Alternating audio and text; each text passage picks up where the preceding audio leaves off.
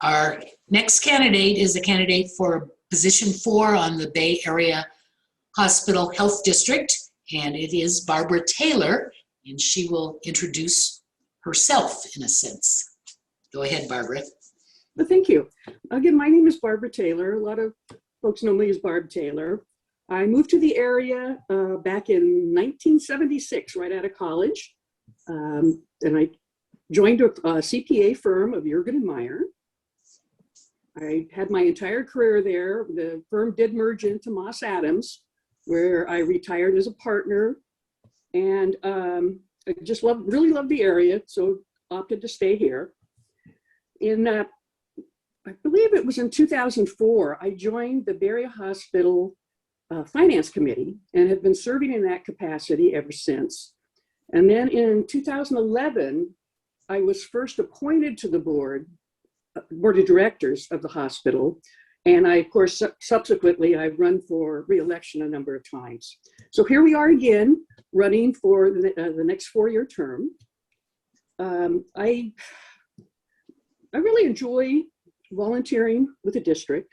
It's an extremely complex organization. As a CPA, a retired CPA, I worked with a lot of different businesses and industries, and this is probably one of the most complex I've ever been involved with. But I find it challenging and rewarding, and I feel that the district is just so critical to our area. If we didn't have this hospital here, people would be needing to travel out of the area more often. And I just feel it's important to support the district, and I have the skills and the experience to help out. So anyway, that's my introduction. And the first question, to a certain extent, was a repeat of what you had just told us, but you might be able to expand. The question is, why are you running for a seat on the hospital board? Describe your qualifications and experience. Well, yes, that does repeat a lot of what I just said. The reason I do it is I just feel it's a wonderful organization. And the folks that I work with on the board and on the various committees, they all come to it with an attitude of trying to work together as a team and do what's best for the district and the citizens of our district. And so that's my main reason for doing it. And because it's challenging, I'm retired now, it keeps me active. It keeps me involved in different events. And I just find a lot of satisfaction myself from serving. Recruiting and retaining physicians and other health professionals can be a challenge for this area. What is the role of the health district in helping to assure that there are sufficient practitioners to meet the needs of the community? That's always a challenge for almost any hospital, but particularly a rural hospital, and particularly this one because we are somewhat remote. Some of the things that we do as the hospital district that helps recruit folks to the area, physicians, technicians, nurses, the whole gamut, is we make sure that we have an environment that attracts them. For the physicians, one of the most recent things that we've done is the hospitalist program. And that's where Bay Area Hospital actually hires physicians to serve in the hospital so that the local physicians can take care of the outpatient care, and they don't have to be making middle of the night trips to the hospital. The hospitalists take care of the patients inside the hospital. So that's just one example of some of the things we can do.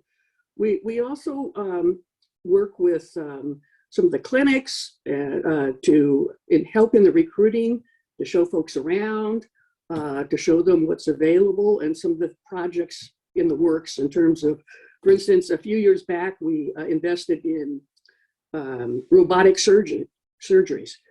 And a lot of folks, particularly those that have been in the practice for longer, it extends their life because the surgeons are able to do surgeries later in life particularly like, well, I don't want to get into examples, but it extends the amount of time that physicians are willing to practice because they have these high-tech tools to enable them to continue to do an excellent job. Describe your experience in reviewing budgets and understanding the financial resources and expenses necessary to manage a large health organization. Yes, well, that's right up my alley. Again, I was a partner in the CPA firm until I retired. I have a background in accounting and taxation and consulting. I've also served on the finance committee. What's it, so the 404, so it'd be like 17 years now. So I'm very familiar with both the budgeting process and the review of financial statements. The budgeting sets up what our goals are and our parameters for spending and revenue for the coming year. But once we get into that year, we get monthly financial reports at our finance committee meetings, and we go over that with the administrative staff, the CFO and his team. And so when we see something that's out of trend, we're sure to ask and find out why that's happening and what the plan is to get us back in line, or whether we need to just adjust and find another way to get about what we're doing. So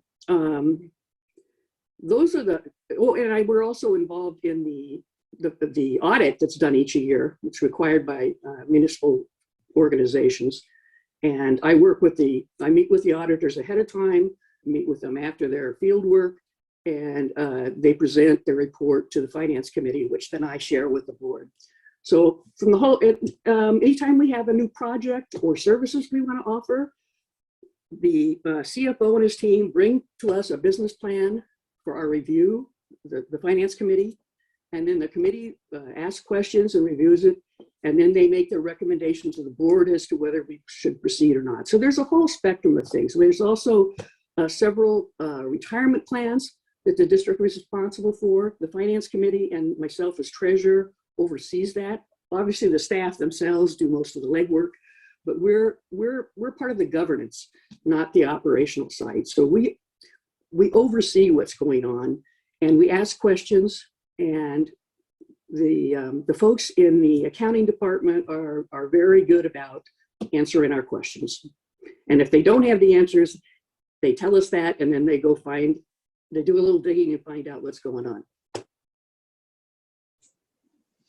In accordance with the hospital's mission to improve the health of our community every day, what is your vision of how the hospital can serve the community in addition to providing medical services? Oh, that's a good question. Our first priority, again, as a CPI, I kind of come at it on the financial side, but I know that the finances are just a basic. What's really the driving force is the quality and safety of care to the community. And so even though I'm not on the finance and safety committee, I attend almost every one of those committee meetings and read all the reports. And it's critical that we continue to improve our processes. And it's not just the hospital, inpatient, outpatient, but we also try to support others in the community. For instance, with the COVID vaccine, there's a group of organizations that are getting together and trying to organize and provide the vaccines in a more efficient manner. And those are the kind of things that are important to serving the community. It's a health district, it's not just the hospital. So it's important for education. Bay Area Hospital has all sorts of classes and videos on different health, how do you take care of certain medical conditions. And we try to reach out.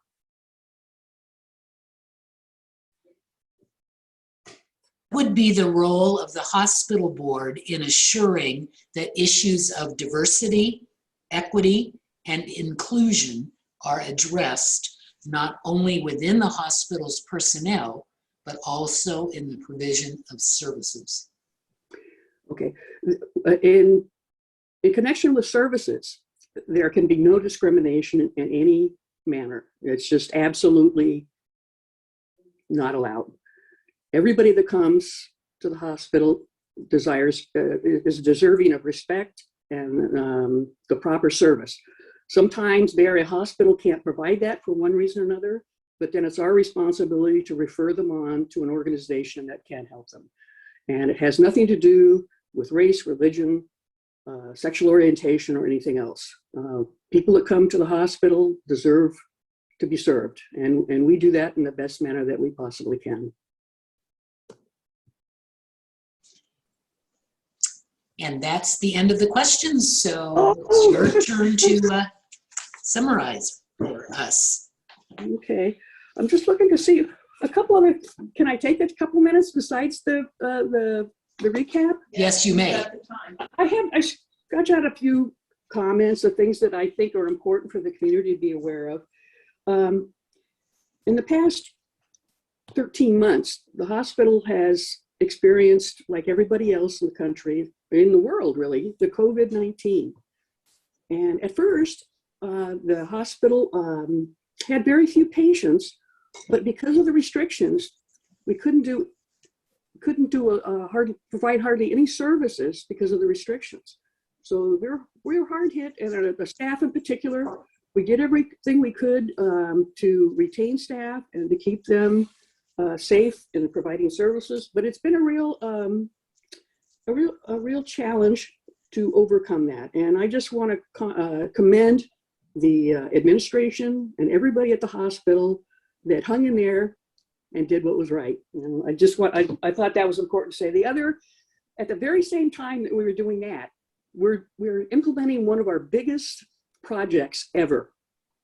You know, bigger than some of our building the buildings and expansions. We are investing in an electronic health record called EPIC, and an economic resource planning system called Workday. These are all electronic tools, but they're very spendy and very complicated to implement. Workday is already implemented. We're in the process of finishing up on EPIC. The go live date there is the middle of June. But this is another example of how the district is looking forward and how we can provide the safest, most efficient care we can to the community. And it's a major investment. And the other thing, you know, people talk about, are we spending tax dollars wisely? Well, the former board of directors back in the early 70s really set a good example. They went out for bonds to build a building that was paid off early. And from the time that those bonds were paid off, the district has not received another dollar of property taxes or bond issue. So it shows how not just the current board, but really looking back to our predecessors have really grown this asset in the community and looked after it well. And I just am very thankful for that as a community member, and I enjoy working with the board and the finance committee.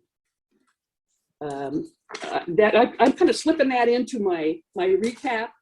Again, I think my experience and my skills as an accountant are valuable to the organization. The current board is consisted of an active physician, a retired pediatrician, a retired quality officer, 2 business people, and myself. And we're a real good group. We work well together. And I would encourage all the voters to consider keeping us on the board. Thank you.